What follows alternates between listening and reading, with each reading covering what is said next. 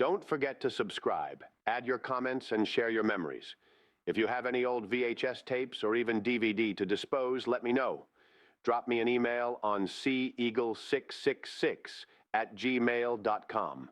Gardner, Conlon Schofield, Jamie Davidson in 18 for his brother, Bridge, Gale, Hardwick, Brooks, Siranen, Marquito for Roach, Elias and Hemsley.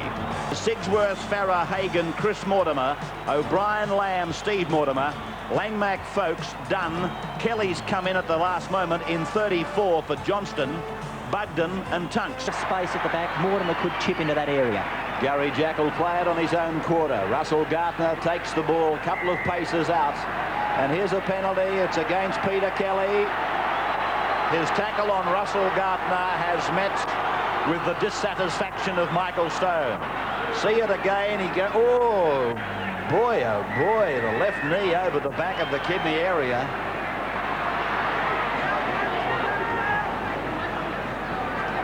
All right, so it comes away for Marquito and they go in. Folks over the top. Langmack underneath. Ball played back to Benny Elias. He looks and he goes himself. Benny Elias. A run of about 20 metres. Good break made by Benny. Away now for Gale. On to Bridge. There's the kick. Plugging it into the Paddington Hill corner. Schofield's going very fast with Sigsworth. Line drop out to restart. For a mistake. Now, early in this game, it was Balmain doing all of the attacking. They were putting the heat on. The tides turned slightly. Canterbury now have got them down in their quarter. They've had them there for the last 5 minutes. So it's Mortimer and Langmack from the scrum base, and Langmack goes in for the easiest of tries.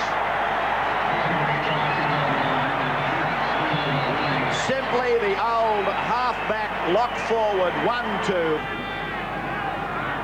23 minutes of the first half to go, and Langmack, the try scorer, is tackled.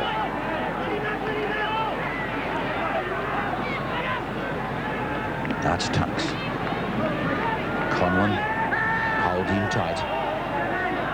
Played back to Dunn, swept away to Mortimer, given to Lamb. Lamb shapes to kick and then does a jink. Gets the ball back to Mortimer. Mortimer gets it away to Folks. Folks on to Sigsworth.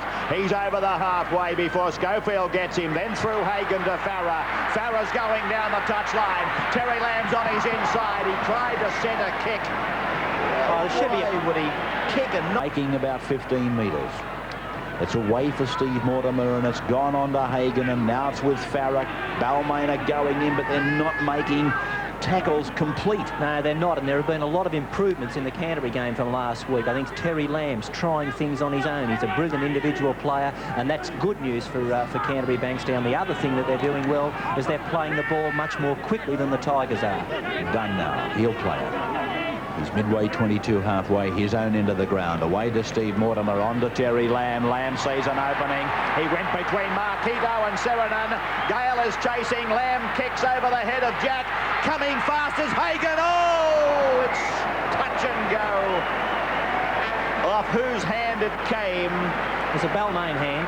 It's a line drop out, so it's come off the hand of the defending team, Balmain. And here's Terry Lamb trying things on his own. He saw a bit of a space and he realised that he could push through.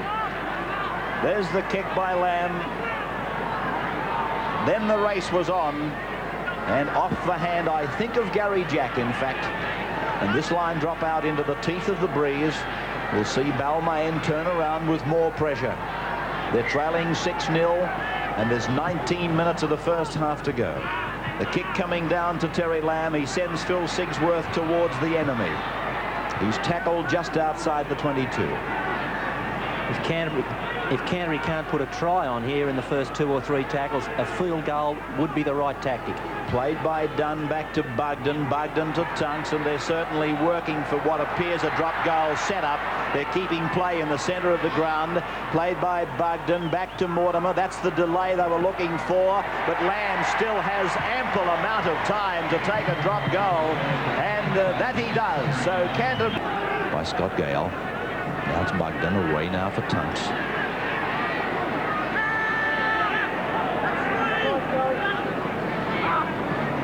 Terry Lamb, Sigsworth, Well, that's a better tackle by Siren, and at least he went in with purpose and he cleaned the man with the ball up. Well, that pass from Mortimer to Kelly. Look, here goes Gale. This is the break Balmain were looking for, and Scott Gale scores. I wonder if you're about to see the Balmain resurgence. Look at you. What do you reckon they'll do, Graham? Go for a blindside rush? Well, it's their last scoring opportunity before half-time. It's worked for them on so many occasions where they'll just probably set up for the 1 or 2. If they decide to come back down the blind, it'll be Langmack. Here he is now. There he is. And Jamie Davidson, Graham, I was watching him closely. He stayed on his winger. He let Langmack do what he wanted to do. Well, that's what he had to do on that occasion. But don't be afraid. If Canterbury get close to this try line, Mortimer will dash into the dummy half position and try and pick up a runner out wide, either his brother Chris or even Andrew Farrer if he comes back infield after this other play of the ball. Right, he's 10 metres out now. Playing it back to Bugden. 1 1/4 minutes to go. The kick across the ground. Pressure! Pressure! It's a try! It's a try for Chris Mortimer. Canterbury try scored by number 4, Chris Mortimer. Chris Mortimer has scored for the Bulldogs. 13-4.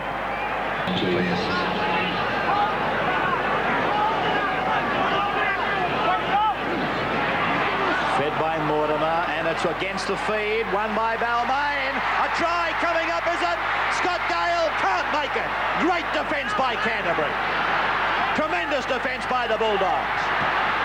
And now it's a penalty to Balmain against Langmack for lifting the foot and striking prematurely. So Balmain will go back to where they started from and probably set up their same play. Gale is going to kick it backwards. I don't think there's any need to do that anymore. In fact, he could have moved the point of it. Now it's Marquito. Tackled by Kelly. Scrum one against the feed by Elias. A tremendous defence by Canterbury displayed. Here's Balmain on their second tackle. Blindside for Gale. Gale to Brooks, and Brooks tackled by Mortimer and by Dunn. 10 metres from the Canterbury line. Away now for Elias and out for Bridge. Back for Elias. Elias looking for Gary Jack. He stands and says, come on, give me some runners, please. We're going backwards. And they have. They've lost 20 metres. Away now for Bridge. Back for Sirenen. He palms off Kelly. He gets the pass away. This is play on. It's still play on.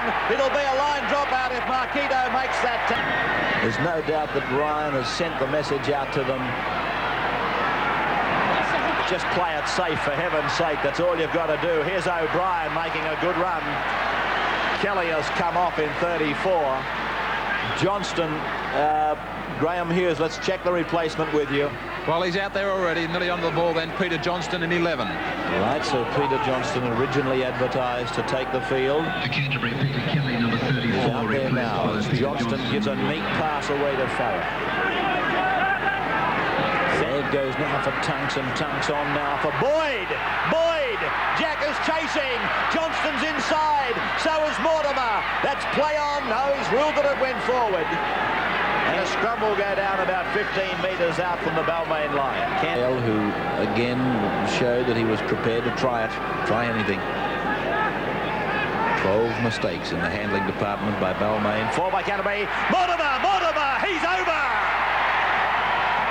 The little Canterbury halfback, Steve Mortimer, from the scrum base, scores right under the black dot. But of course the other man, Roberts, is the tried and proven performer in big matches. Gary Jack chips ahead. It comes down for Andrew Farrer. Farrer's back into Balmain territory, gives it to Langmack. Langmack to Chris Mortimer. He's tackled by Conlon and Schofield.